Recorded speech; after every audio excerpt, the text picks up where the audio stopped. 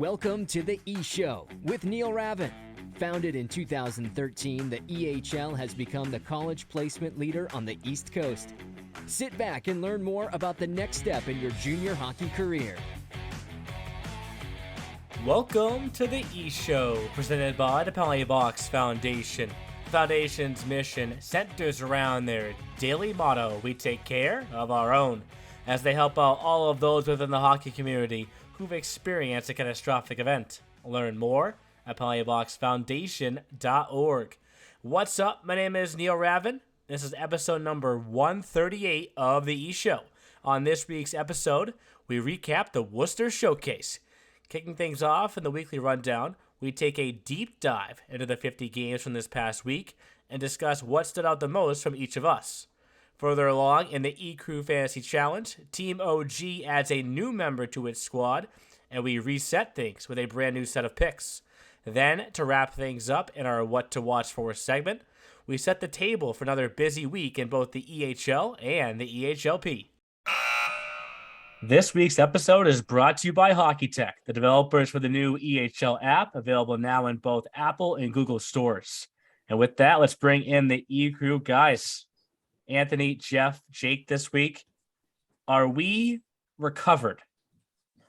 No. Not yet. Confident? No. Nope. In fact, I think Anthony's getting worse. Well, it's what I call the showcase sniffles. I think part of it's just getting used to being at a hockey rink again, especially being there for like 12 hours for 3 days straight. Just a lot of people. It's also the start of cold and flu season, so it's just a perfect combination of not good things. Yep.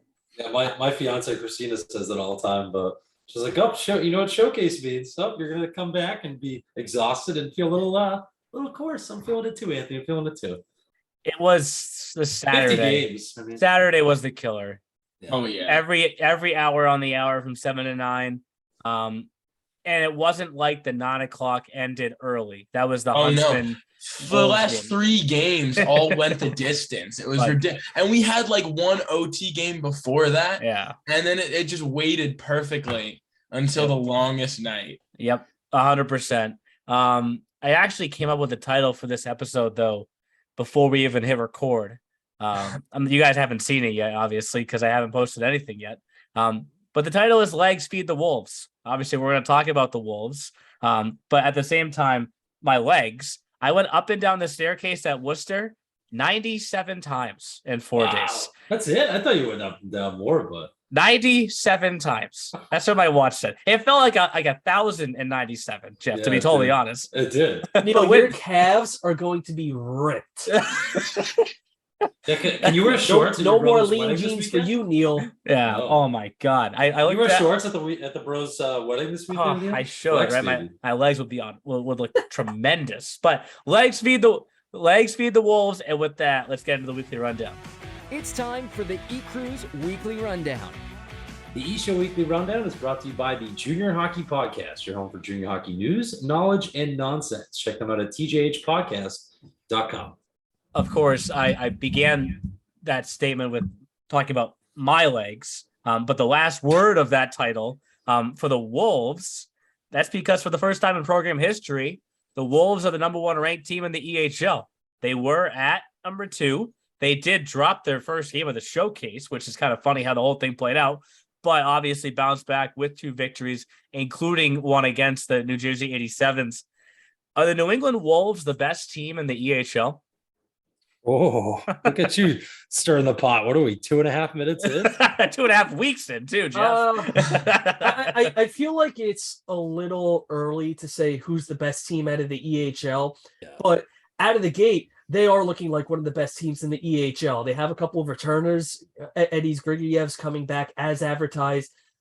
They have those players who can put the puck in the back of the net, and they've got solid goaltending.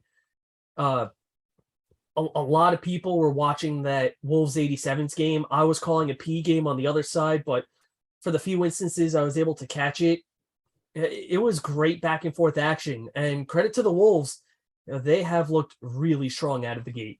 Yeah, and when you have that 2-headed monster too. Sorry, Jake. I mean, it's just I was joking with Lula Trelli the day before the Wolves lost, and I was like, Like Lou, you're the goalie coach. What do you work on? You have 2 wins, you have 2 shutouts.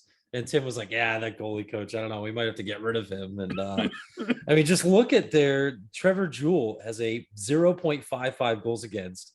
He's 2-0. He's got a shutout. And he's only given up 1 goal on 38 shots. Charles-Antoine Julien's 2-1. He has a 2.25 goals against.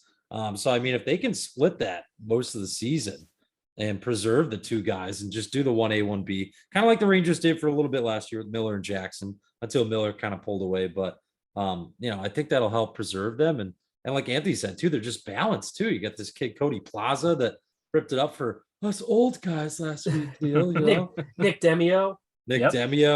Grigoriev's, like you said, and they lost a lot too, right? They lost guys like Declan House, Ricard Zielinski, 100-point defenseman Declan House. Ding. Yeah, no minor loss by losing Declan House, but you still have guys like AJ Lackas, some of the glue guys, right? Eli Brubaker had an injury last year, but still appeared a lot in the frozen finals and made a difference. So, yeah, I mean, the Wolves have things going up at Merrill Fay Arena for sure. And Jake, what were you going to say? Their 1 loss came in probably one of the tightest games of the showcase too. It was a great defensive game, only 37 total shots. And yeah, so they definitely look like one of the stronger teams coming out of that weekend. And the top 5, actually, the teams themselves are exactly the same this week. The order got shuffled around because of the results of the games. Obviously, the Wolves picking up a win against the 87s moves them to 1, 87s down to 2, because the 87s won the rematch against the Express, the championship game rematch. Tyler Arrego was having deja vu because it was again 2-0. So funny story about that.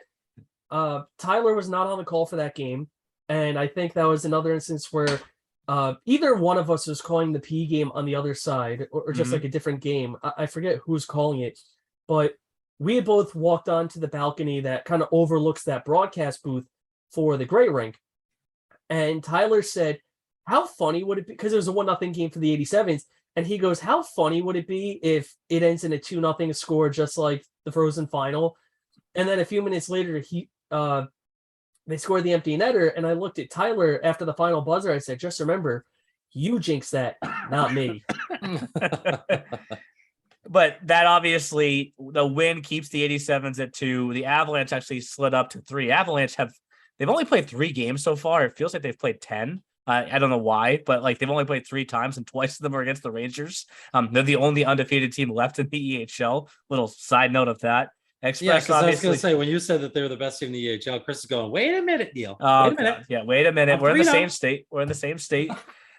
Express, though, still bounced back after their loss to the 87s with 2 wins. And then Railers, we'll talk about them at both the EHL and the EHLP level. This trend over the last 2 years of host organizations just cleaning house at the showcase, won all 6 of their games. So obviously the top 5 stays exactly the same.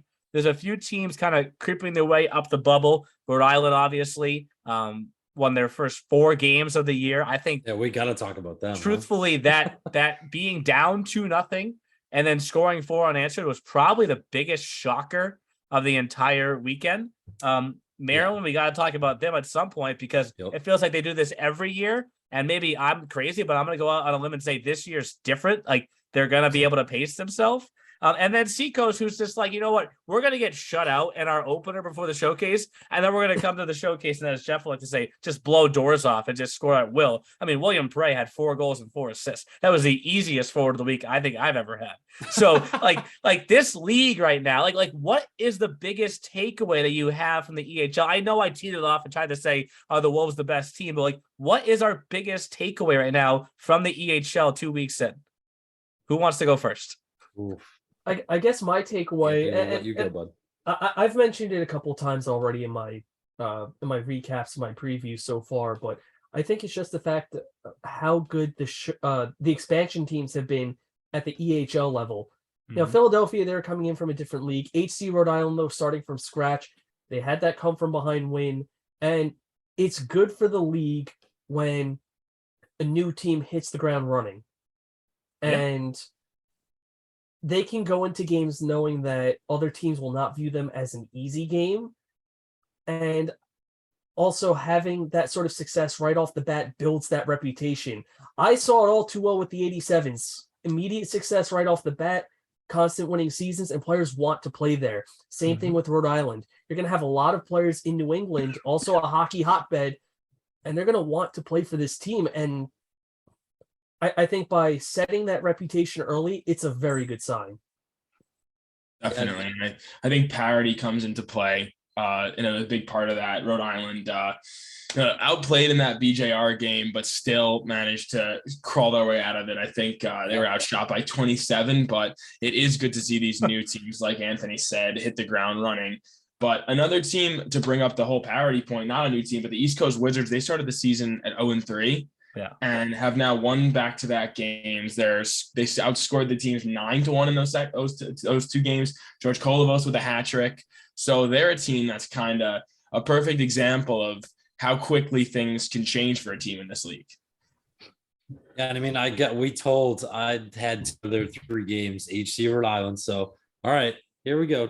Toby O'Brien, James Mello, Janine Weber. We told you we would give I guess so. I found out too that James, being the younger one, right, of the bunch, he hates social media, but Toby loves it. So Toby is the one that runs, even though they're co-owners and Toby's the GM, James the coach. Toby's the one that runs the social media, so he's the one we've been talking to online, boys. But yeah, I mean, gotta give credit where credit's due. And HC Rhode Island, I had the pleasure of calling 2 out of their 3 games. Both of them were wins. I don't know if I'm a good luck charm. We'll see. But that Rangers come from behind win, Neil, Anthony, Jake, was just something, because the Rangers were kind of in cruise control. They weren't dominating the play by any sense, but they were up 2-0. And then Rhode Island just kind of chipped away. And you can feel the energy on their bench when they come out. Everybody believes in each other. David Myers going up against his old team, 47 saves. I know that was a planned start for him. And they've started 3 different goalies too. I saw Mandia was another goalie that made his debut and got a win. So I mean, they look very good, and I think that was needed for the Central, because that was a division last year that the Railers kind of just ran pretty much the whole year. The Chiefs tested them a little bit, but the Chiefs look better too. But I think HC Rhode Island, just a great entry into showcase play this week. And I was talking to David Myers a lot at the showcase, and he mentioned that he felt the Rhode Island team was as close now as his BJR team was last year at the Frozen Finals. Wow. So that's bold. That was the team that won the championship, everybody. Yeah. Yes. And so he's big on how close they are and just how quickly it's all come together for them. And they put together some character wins over the weekend, not just ordinary wins, but wins where the entire team kind of pulled together. And like you said, Jeff, you felt the emotion, especially with David Myers jumping into the empty net celebration. So there was definitely that, you could definitely feel it, like you said. Yeah. And Jeff, you mentioned Myers and Mandia. Everyone else around the league, other teams, other coaches say that Callum Welch is the best goalie, because there were a number of teams that wanted him on their team. And just to go off what you're saying about the energy, Pat Norton from Tufts, every time Rhode Island played, would come up and find me and say, no team has the energy that team has on the bench. Like it's so noticeable. Yeah, you don't always have to have the elite scorers of the league to put together a good team like that. I think that people kind of, and maybe ourselves included, kind of looked at HC Rhode Island, and we were interested because these were kind of like, not cast-offs, right? But like, look at the Vegas Golden Knights a few years ago, right? They were a similar team that they went out there, and Riley Smith, Reeves, and some of these guys are like, Wild Will Bill Carlson. Right. So William Carlson, perfect example, Anthony, with the amount of goals he scored. Everyone was like, William Carlson, who the heck is that? So I mean, with Beauvais and Oliver King's now a household name, David Myers. I got to talk to Ian, I butchered his name. That is Wallanen. I called him Wallanen. I guess his father was a big guy at Yale for years too. Bruce Wallanen, if I remember correctly. But he's another big name on the back end that, or no, not big name, but probably could become a household name soon. But yeah, I mean, good for them. They deserve their credit, and here it is. We told them we'd give it to them. As we go around the horn here, I don't know why I haven't even asked this yet. Should I ask Jake my favorite question of every season? Oh, what's my favorite question? Because it's a fill in the blank question. Uh-oh. Who are they? Yes. Blank. Who are the East Coast Wizards? We're bringing it back. So Jake, essentially throughout the season, like probably more than the number of times I went up and down the Worcester staircase, I'm going to ask you guys, who are the blank? Right now it's who are the East Coast Wizards, lose 3 straight games, score 9 straight goals. Right. But it's something that we see a lot, whether it's the Wizards or, the Seacoast Spartans. I think the Spartans were the one that we asked the most about this past season because it felt like every other game they were a different team. So early on, I guess the question is kind of reworded back to what I started with. Who is the best team in the league? But we will get into the who are the team soon, because we're going to learn a lot more over these next few weeks. I mean, for me, just to kind of keep this going, we talked at length this past season just about how deep the South Division was. And for some reason, maybe it's just me, it feels even deeper this year. I know we talked about Philly Hockey Club, but ProTech is reloaded. They're the first place team right now. I say in quotes because it's still early, right? The 87s, look as strong as they have ever been. I mean, it really wasn't an easy showcase schedule for them. Let's just be totally honest with that. Oh, no. When they come in and they face the Express, the Lumberjacks, and the Wolves, that's not a really easy one. Two teams that were really salivating to see them again after losing to them in the Frozen Finals. So I mean, good maybe job, scheduler. Who's that? Oh, God. I'm looking for him right now. We're already back on that topic. But the Little Flyers, maybe they're not as strong as they were this past season when you lose all those scores. But top to bottom, man, that division feels loaded. And Anthony wrote it in his article. The North is kind of the same way. Like, this could be a thing where we go back and forth all season long. Which one's the better division, North or South? You can't say that one of them has the edge right now, right? And I guess we can say the Beasts are not in the East yet. We still got a couple teams looking for victories. That's where I used to, flex hard last year. But I think the Little Flyers, if I remember correctly, Neil Nanty from last year, didn't they start out slow last year too? And then they went on a 13, 14 game bender at some point in the middle of the season. So, I mean, sounds right.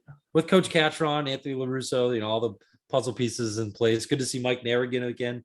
Back with the Little Flyers, coaching their premier team and assistant Mark on the bench. I think they'll figure it out too. It's still so early. You may get guys that are going to contribute now that aren't even on your roster.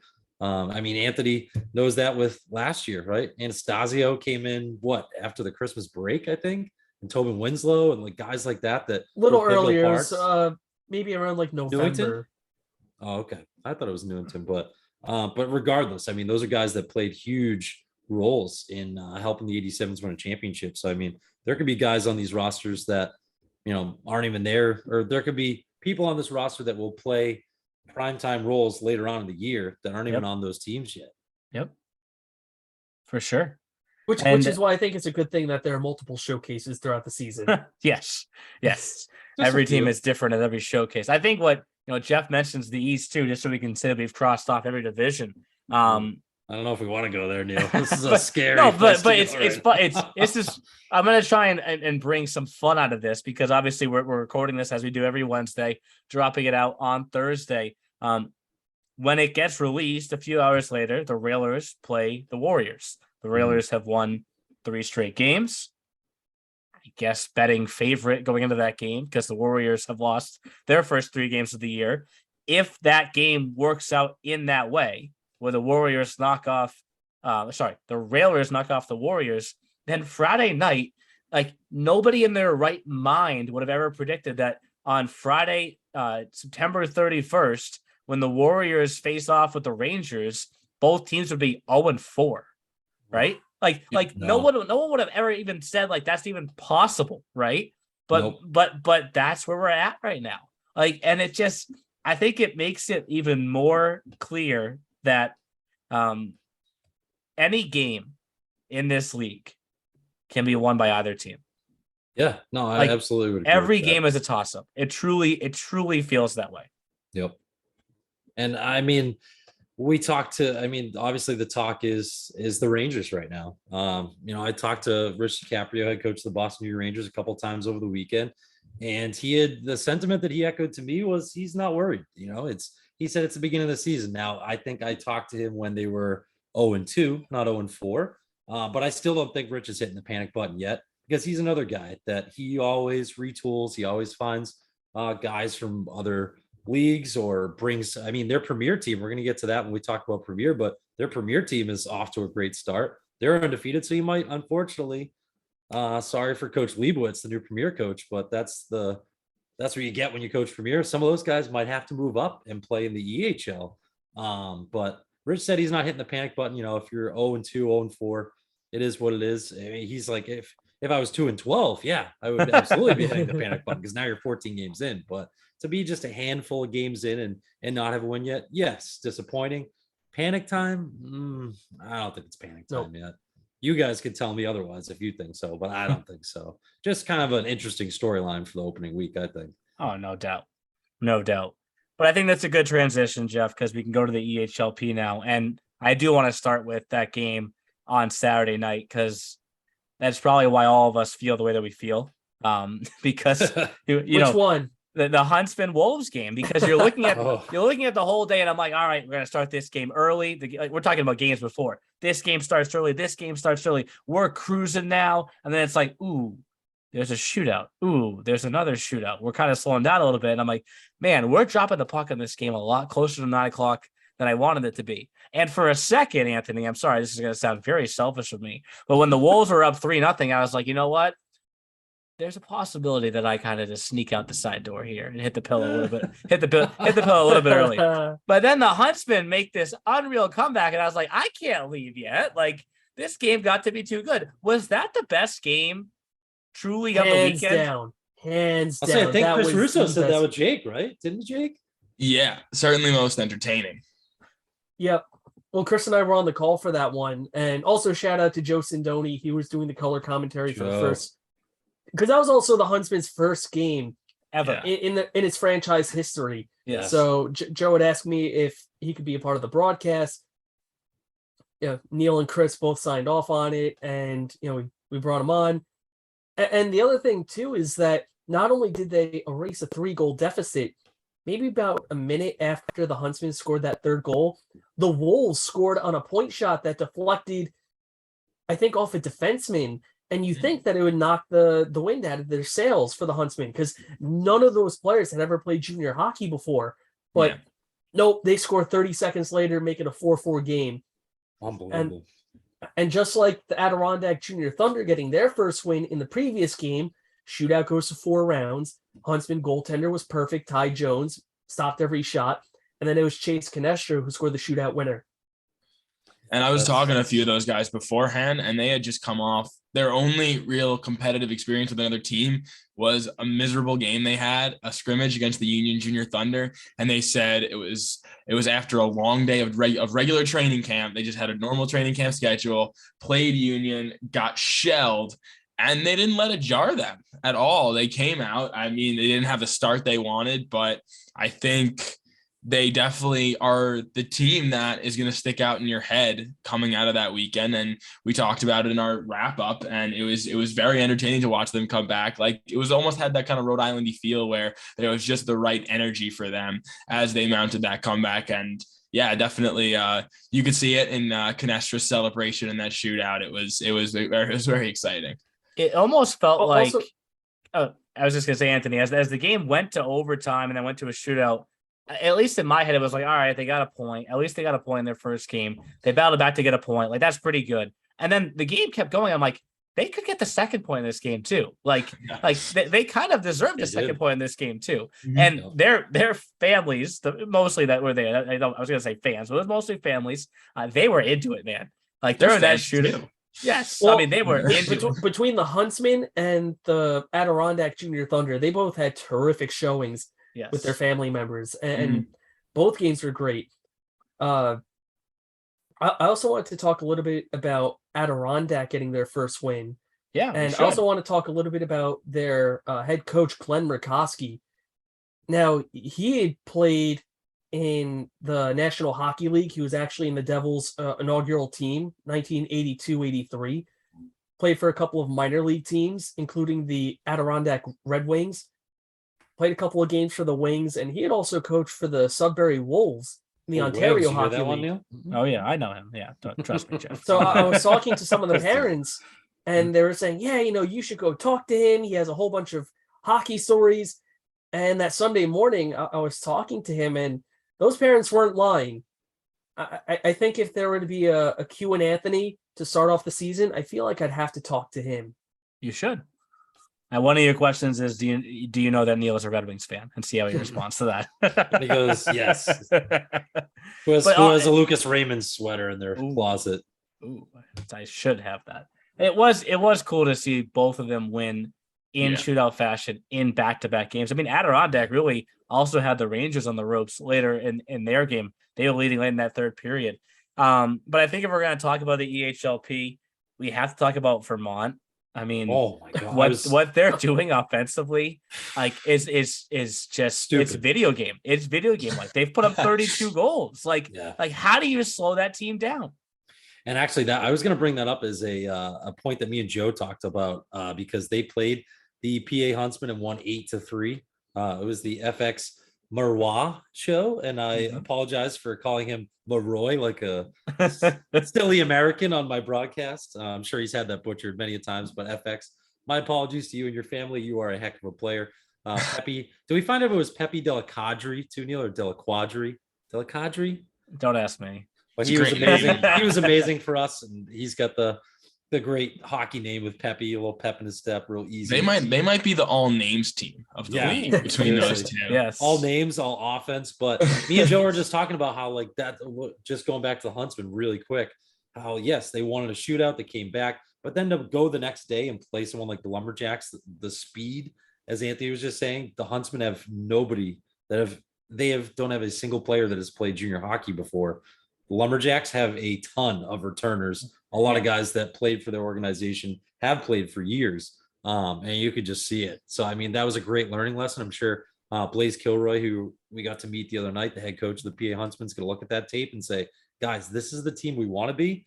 We're far away from it, but hey, we still scored 3 goals, and there's plenty of learning lessons for the PA Huntsman because the Lumberjacks I think they might be going back to Providence if they keep it this rate.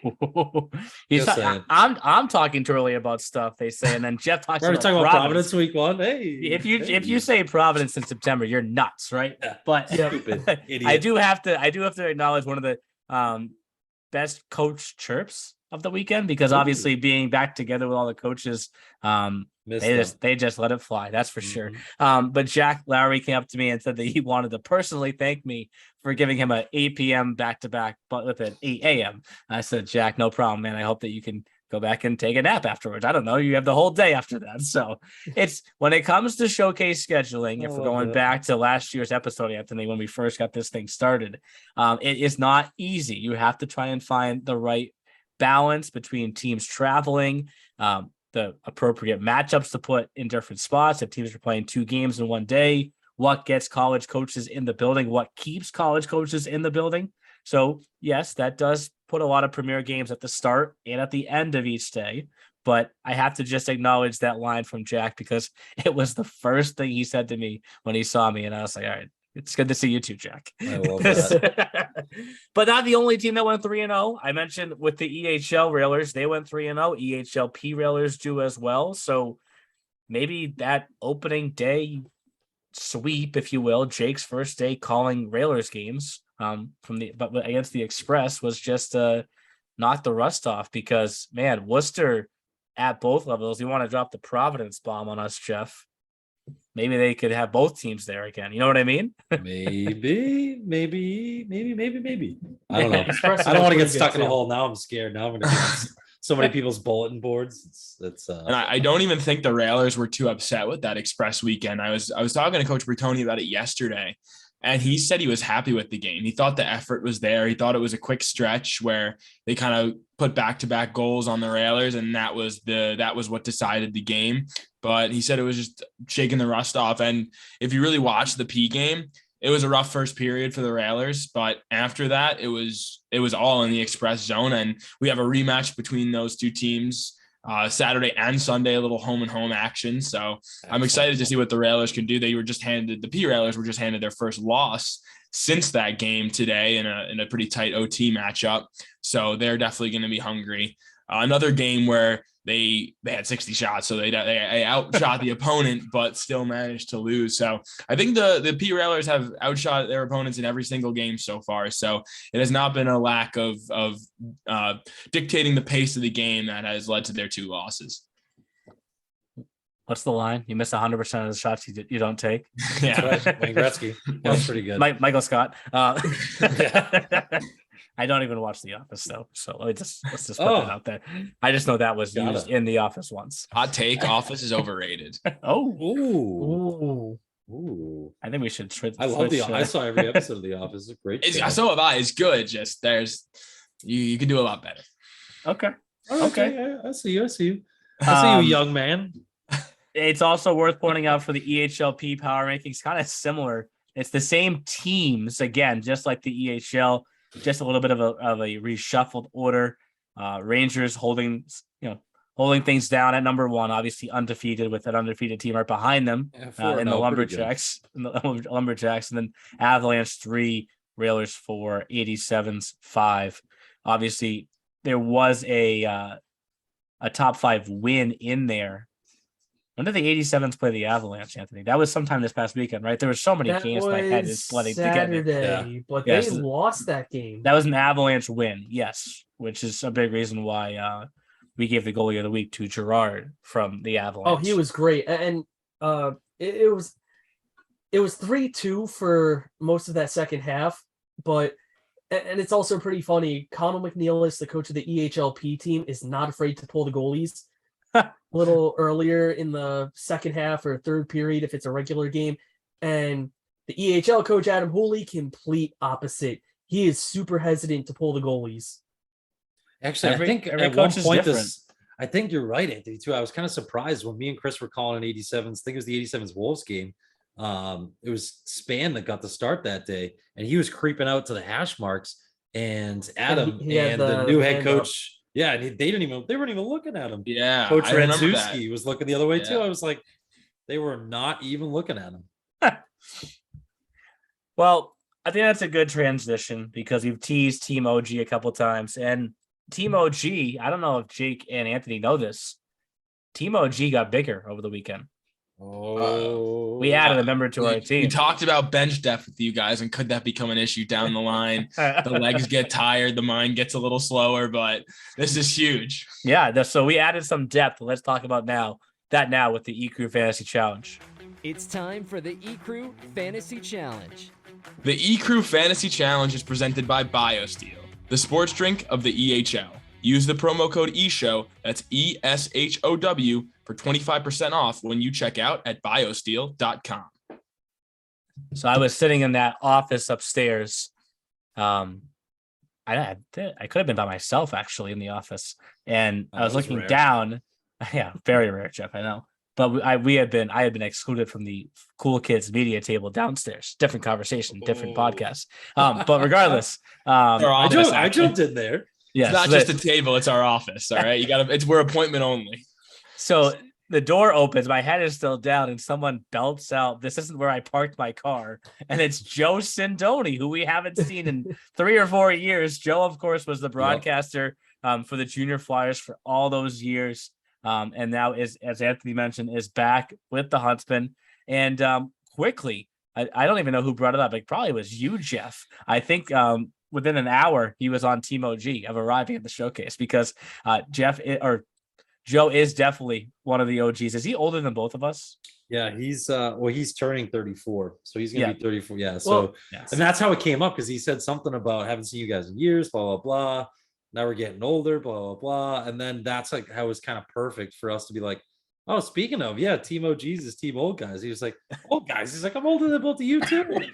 Well, come on down, bring your walker. Speaking of, Jeff, you made a comment last week about you and Neil being team old guys, and that maybe someone should edit the graphics of the two of you to age you guys up. Well, I want you two to both look in the group chat that we're in, because there's a special graphic that we can probably start using for the fantasy challenge. Oh my God. Neil looks like Bill Belichick. Oh my God. Who did this? This is amazing. Did Justin I do got this? this from an anonymous source. Oh, this Oh was my- absolutely Justin. Oh my God. We have to post this, Jeff. Yeah. Jeff, you aged great. I guess. Wow. When I got sent this, my first reaction was, wait, why? I don't know if I should say this. Why is Brett Schreider in this graphic? And that's me that looks like Coach Trons. Neil, you look like Bill Belichick. Why am I seeing all I'm seeing is Bill Belichick on your face? I see it too. You're 100% right. And Like, for the fans listening, Creepily. we will post this so you get to see the Yeah. graphic as well. This is too good to not post on Wow. anyone's social media. This kind of reminds me, is this this was that trend that was going around a while ago. What was that, last year? When people were posting like people's faces aged and they were using some kind of app or something. Yeah, I think, yeah, Justin definitely used that. Oh, Neil, you're muted. I can't hear you. Oh man, you pressed the mute button. You don't make us look so good over here. do we want to look like this when we get older? I don't know. I know the I think shock Jeff on- looks great. Jeff looks great. Neil, you're not so having much. Oh, the crow's feet are not great, Neil. It's got to be those showcases. Oh my God. Oh. Wow. Well, okay. My hair looks a little thin on top. Beard looks great. I'll take that. I know me and Man. Neil are just shocked right now. Good thing we're not posting. I mean, well, might no, we post have the to video for have this to too. post this, Jeff. Well, I but wonder if we're gonna have to post the video too. If our face is just like, yeah, I when we mean, actually saw let's just acknowledge the fact that when we do post this will probably create the biggest buzz in the history of the E-show. So I would say that's safe to say. oh man. Well, anyways, let's get into fantasy now. Okay. After we've acknowledged that Teemoji is definitely very old. But wise. Because Very wise. we created a little bit of a gap this week. So we'll begin by recapping Team H and IB, which put up 25.2 points, led by Oliver King. He had a goal, 2 assists, 1 power play point for 8 points. Caden Sue, I think he only played in 1 game for you guys, so that did definitely hurt. Putting up that goose egg, obviously. Ooh. Dominic, sorry, Anthony, step in here, please. How do I say this? Wojciechowski. Wojciechowski. there we Just go. ignore Okay. the A. Okay, ignore the A. Got it. Note to Ignore self. it. 2 goals, it. 6 points. Nick Demio, 2 assists, 1 on the power play. Jacob Gates is a really good defenseman, guys. I know that I gave you that name, and he'll probably put up points this week for you. It wasn't me hustling you guys into having no points, because they will come. And then Kulhanek got you guys a win in net. I think the tough part is that they actually played all 3 goalies, Kulhanek, LaPierre, and Wickens a game. So Real overall 25.2 points, which it really is a good week, combined with the 30.8 from this past week, puts you at 58 total. It was a good week, but it wasn't the week that we had, Jeff and I, led by an overtime game winner from Scott McManus. Did you call that one, Jeff? I don't. No. It was on the side. Oh, yes, it I was- did. I think Okay. I did. I don't know. They're all blending, like you said. I did 16 games. Yeah, when all very is said and true. done, so oof. Very true. 2 assists for Justin Nakagawa. We've brought up this name before. We don't know how to say it. Pepe de la Quarti. That's what I'm going to go with for now. We really have to make sure we figure that one out. Yep. 3 goals, We've 2 seen 'em all assists, year. 1 power play point. While we got nothing from Dom Metro, we did get a goal, 2 assists, and a bonus game winning goal. There's your first bonus points of the year. Ding. Ding. Jesse, From you can throw Cody. that in. From Cody Plaza. And then Very 2 much. victories for Tristan Fatadad, including one over the Protect Ducks, his former team, for a solid 43.4 point week for us, giving us 74.8. So now we will turn it back over to Team H and IB, and you guys can tell us how you're going to play a little bit of catch up this week.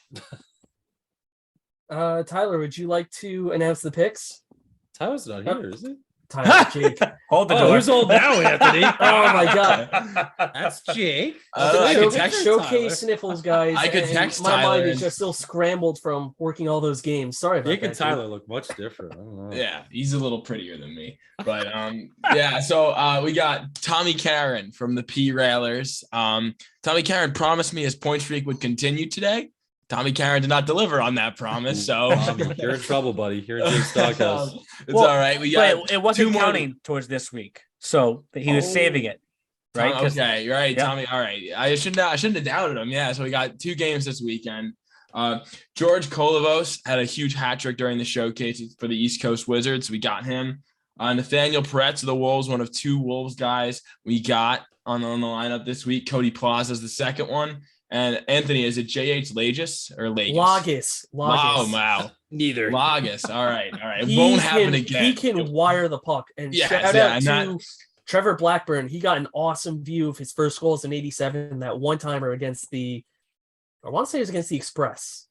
Jake, it's all right. Yes, it Anthony's was. It partner, turned Chris, out- helped me out. I called Yeah. him Leger when he first got the We're getting everything but the actual pronunciation here. And then rounding out in net, Lincoln Crosby, who's been on a red hot team Maryland. So hopefully, like you said, playing catch up. But as we have seen with fantasy, Jeff can attest, Anthony can attest. It's a long season. Oh, yeah, and it swings back and forth. Mhm. So, Jeff, do you want to take the You lead? gonna start us off? Yeah, I'd be happy to. I got all these. Look at all these new headshots we have too. Shout out to Jamie Callery from Hockey Night in Boston. Woo! Well done, Jamie. It was picture day. Jamie and Alexis were working hard down below. They were And bringing Haley. all the teams in. And And Haley. Haley. And Oh, Haley. How can I forget Haley? Bruce And Haley was also on in her there. own the last 2 days, I believe, or last day and a half. So That's That's right. true. Haley is taking Trevor's job here. right, she was out there with the camera. I always saw give Trevor that. stuff. I always give him a little bit of grief whenever I see her with the camera. I'm always like, you know what? If she's doing merch, she's doing photos. Honestly, I don't see what we need you for. She's a Renaissance woman. Sorry, Trev. Oh man. Anywho, now that we're And he can't even defend himself right now. He picked, No. picked the wrong night to take off. He's coming. TV soon. videography, by the way. He is- TV, we're gonna. Yeah.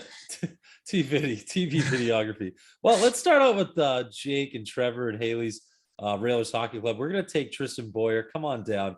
He's leading the Railers in points right now. He has 6 points, 2 goals, 4 assists. And I actually had the pleasure of doing the Railers Apple Core game the other day. Boyer's power play goal almost went through the net, through the glass, through everything. Railers, shout out to their power play. They were 7 for 7. First time I think I've ever called a game where there was 9 goals and all were on the power play. 7 for the Railers, 2 for the Apple Core. But yes, the Railers were 7 for 7 on the power play, and Boyer was a big part of that. So Boyer, come on down. Tristan Boyer, let's go. Hopefully you still get some more power play magic this week. Sticking with the D, we're going to go with Jeremiah Snyder. Look at the smile on this kid's headshot. That is a hockey smile right there. 4 points in 4 games, a goal and 3 assists. It's from Dubuque, Iowa, or the Dubuque Fighting Saints, the USHLR. Maybe he's got a Dubuque Fighting Saints jersey in his closet, but he's got a point in almost every game this year, except for the opener against the Wolves. Ever since then, he's got a goal and 3 assists. So those are our man from the blue line. Neil, I'm not sure if you want to talk Keep about going. forwards, goal. You wanna keep going. All right. You I'm on a lead. roll. You're on a roll. All right, I'm on a roll. We're going to go with Terry Watts, regular-sized whiteboard Protect Ducks. That would be Nick Hebert. Nick Hebert's got 8 points in 6 games, 4 goals, 4 assists. He's got a game winner. He's got a power play goal. He has a point in every game this year. So, Nick, let's keep it going, eh? And then we got, speaking of A, we got Matthias Charlet from Paris, France. Or Paris, France, we should say. 4 points in 5 games for Matthias, 3 goals and an assist. So he's going to come on down. He has a point in almost every game except for 2. And then in net, of course, another Protect Duck. We love the Ducks this week, Neil. Aiden Weller is going to be our goaltender. 2-1 so far for Weller. 282 goals against, a 909 save percentage. So Terry, please make sure Weller starts the majority of those games for us. We would greatly appreciate it. And that is Team Old Guys. And now Did you say our EHLP forward? Oh, no, I didn't. Would you like to say it? I forgot about our FX EHLP. Marois. Marois. We were convinced that every other week the other team picks first. So Team H and IB picked first. So we had circled King George from the Wizards. We had him circled there. We also thought that FX was not going to fall to us. No, but we did not. I think that's why I just forgot about it. Sorry, FX. His name came up in the group chat. And Boyer crossed my mind too. And I'm a little sour about losing Boyer, if I'm being honest. I'm going to have to tell him to give the puck to Hawley a little bit more on the power play this week. So no tertiary assist for you guys. Ooh. Yeah, FX, though, what a showcase weekend for him. 4 points in the game against the Chiefs, 3 points in the game against the Renegades, and 2 points against the PA Huntsman. So he had, real quick math, 9 points in 3 games this weekend, a hat trick in one of those. So FX, come on down, baby. Let's go. And they host the Avalanche, both teams 2 games apiece this weekend, which, I might as well say this. Let's get to what to watch for right now. Before we wrap things up, here's what to watch for this week in the E-Show. What to Watch For is presented by Hockey TV, the official streaming platform for your EHL and EHLP action through the 2022-2023 season. Besides watching out for us posting this graphic of Jeff and I, there's a number of great games out there, including, it's early in the season, but I think the Lumberjacks and Avalanche are rivals, but with some respect at the same time. Like, I don't think it's like I want to kill you, rival, right? I think it's I want to beat you, rival, right? Seth, I think Gustin's too nice for that, like nicest guy in the world. Obviously they've had a number of close matchups in the EHL level. I remember all those games in Waterville Valley a couple of years ago. Felt like every single one was a different movie almost. And then at the EHLP level, they've faced off the last 2 seasons in the North Division Finals. Vermont has gotten the upper hand in both of those. But of course, the Avalanche this past season also got the at-large because they are on back-to-back regular season champions. So that got them to Providence, where they knocked off the Lumberjacks there. I know I mentioned this earlier about any game in the league feels like a toss-up. Any Lumberjacks Avalanche game, EHL or EHLP, feels like a toss-up. And I know the text I'm going to get this weekend from Chris Sorella is going to say, oh my God, Neil, why do we go to Vermont? It's impossible to win up here. That's recorded. That's on the podcast. Everyone heard it. He will text me at this weekend. It is one of the toughest places to go up and win. No doubt about it. What are you guys watching out for?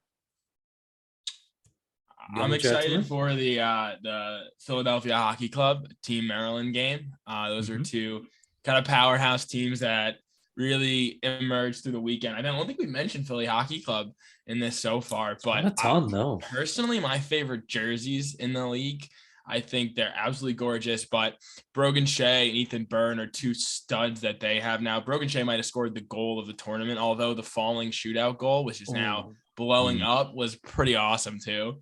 But yeah, I'm super excited for that game. I think those are 2 teams that really are probably some of the more even teams in the league. So that's my pick. I'm going to go with the battle of the defeateds right now. Warriors Rangers on Friday. Home cooking for the Rangers. Their next 3 games all this week. You got the Warriors on Friday at Breakaway Ice Center, 7:40 p.m. Then you got HC Rhode Island. There's a rematch already. And a keynote to point out about that game, much different playing in the 320 minutes, not the showcase periods, the 225s. So let's see if maybe Rich and the Rangers can kind of catch HC Rhode Island, feeling themselves a little bit after that other win at the showcase.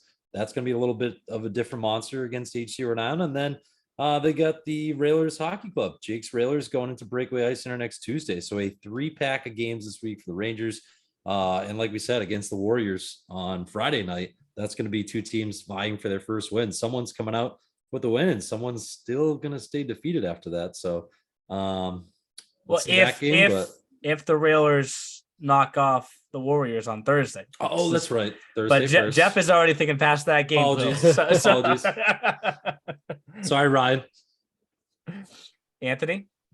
I'm going to go over to the EHLP. So after the Adirondack Junior Thunder won against the Seahawks, they were in another very tight game against the New England Wolves. And I think the Wolves, coming off that game against Pennsylvania, really wanted to avenge themselves. and it was another great game and a 1-goal game. So I think that should be a good matchup because they're going to have a back-to-back at Merrill Fay. We always talk about how Merrill Fay is such a hard arena to win in. The Wolves have one of the best home ice advantages in the league. So it'll be interesting to see how Adirondack will handle that. 100%. Also this weekend, the PA Huntsmen have their home opener on Friday night against the Little Flyers. The Union Thunder have their home opener, a rematch of that scrimmage that Jake mentioned against the PA Huntsmen. There's a home and home series in the EHL between the Spartans and the Wizards. Two teams that said, let's start off the year losing and then come back and win. Who that was the game plan. They said yes, that is the who are that is the who that is the who are they home and home series. That's perfect. Yep. So welcome into the who are they? These two teams are going to figure themselves out, or maybe not. It almost sounds like a Jeopardy answer, to be totally honest. But I'm glad that Jake also mentioned Trevor's video of Luke Jordan falling down in the shootout.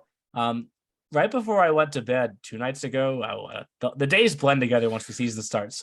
I got a notification on Instagram that said the Hockey Players Club sent you a message on Instagram. And I'm like, what's the Hockey Players Club? Whatever. I'll look in the morning. Hockey Players Club, just a smooth 135,000 followers on Instagram. I was like, what just happened? Ooh. Yeah. Yeah. We tagged everybody. We tagged all the big ones trying to. And and they used this the song that we quoted in the caption too. So yeah. Well done, boys. Well done. There have been a lot of comments about that shootout winner.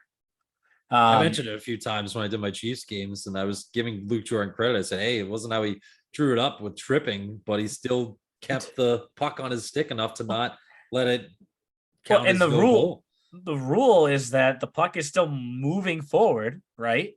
So something that got asked to me this past weekend after that happened, if the puck is still moving forward, can you pass it off the boards to yourself? I think once it hits the boards, then no, I don't think it goes past the goal line though. Like, you know how you always see guys start really wide. What if the puck hit the wall on the outside? I never thought about it because you've never seen it happen, right? I had never seen a player fall down, get back up, and score a game-winning goal like that. That'll happen like this. John Tavares did it for the Islanders. Okay. Yeah.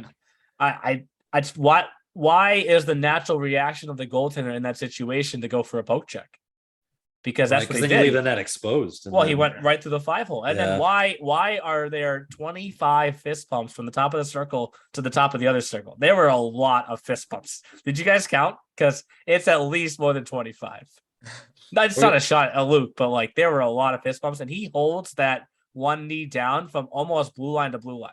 I think it's actually pretty impressive. Chiefs still have our Frozen Finals playlist bumping. That's why, Neil. The SoundCloud playlist we had last year, volume 3000, friggin' bumping it. I don't know. We'll have to ask them. And the best part is, whenever there is a shootout at the showcase, Trevor's always ready for it. And he's on the ice the second it happens. Now, I did jinx one. I will admit, because that Rangers Adirondack game where Adirondack was up late in the third period, we were watching overtime. I was sitting next to Trevor, and I was walking to go check and see where we were at on the other side. There were like 15 seconds left to go in overtime, and I said, "Get ready to go on the ice." Oh, bang! Mikey McDermott scores the game winner. And Trevor just he didn't listen to you, or he could have missed the OT winner. 100%.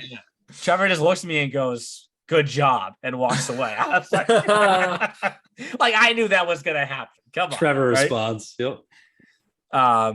One other takeaway that I do have to mention, talked a lot with Kelly Meyer, the trainer from the Railers at the event. One side of the building is significantly colder than the other side. Did you guys pick up on that also? Oh, yes, because when I called games on the first day, I was on the other side. The rest of the showcase, I was on the other side.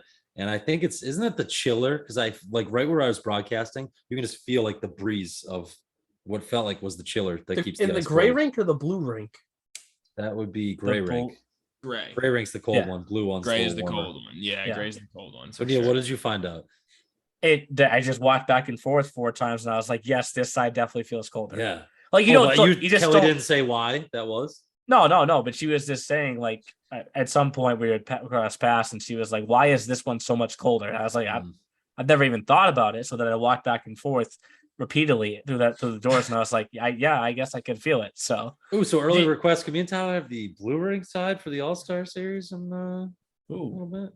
Good question. Let's make Jeff. sure. Oh boy. Wow, I see We're how gonna move some schedules around. I think they say the ice is better on the gray, which it adds up. Yeah. I mean, conversation for another time. Well, you are requesting from the scheduler. Let me see. I need to pull up and see what they did give us. On a new rink that hasn't been built yet. It's gonna be built in a month. Construction right now. Okay, so the schedule that I have so far just says Worcester Ice Center. Doesn't say blue or gray, Jeff. Dealer's choice. Beautiful. Yeah. Here it is. The parking lot outside. It'll be like street hockey. All right, we're gonna go play Polar Park. Sounds good. Frozen finals outside. An outdoor game. EHL outdoor game. You guys are taking away a teaser for me for the potential future. What would be a teaser if you didn't say anything just now? Yeah, this is just there have been Excuse me? There have been talks that Worcester would like to build a rink outdoors at some point in the future. Obviously, there are a number of college hockey programs in the Worcester area as well, including Holy Cross. So you could have multiple games. You could have high school games. You could have college games. You could have junior games. So when it will happen, I don't know. But if I had to say that the EHL in its 10th season, sometime between now and the 20th season, we will have our first ever outdoor game. How about that, tease? Is that good, Jeff? There we go. That's much better. And by that time, the picture from earlier will become a reality. Oh my god! Oh, stop. Jeez. I'm still horrified by that. You know what? Or not horrified, but that was just like, whoa, that's just gut punch. It was out of left ready. field, that's for sure. Good job by you two. Good job, Neil. That was all Anthony. Oh, Anthony, great job by you. All Anthony. I was as stunned as you guys. Anthony, how many years younger are you than me and Neil? 3, 4 years? You're late 20s? 4 than me. 28. Jeff, you're 28. Oh, okay. Yeah. No, okay. So you're 5 years younger than me. Honestly, All right, if I can look that old and my tie knot can stay that perfect, then I'll take it. and like I said, So- you look like Bill Belichick. I mean, Yeah, I can't wait to see what everyone else Uncanny. says. I mean, it's yeah. I mean, we haven't had too many nuts. moments like that in this podcast where you've been totally blown away by something. Right. So We're with- speechless. We're both just absolutely dumbfounded, speechless. yeah, So well done, Anthony. yeah. So with that, let's jump into week 3, guys, and figure out what we learn next about both the EHL and the EHLP. We'll talk to you next week. See you guys then. Thanks for listening to The E-Show. Learn more at easternhockeyleague.org and follow us on Facebook, Twitter, Instagram, and YouTube. Also, be sure to subscribe and get notified when next week's podcast is released.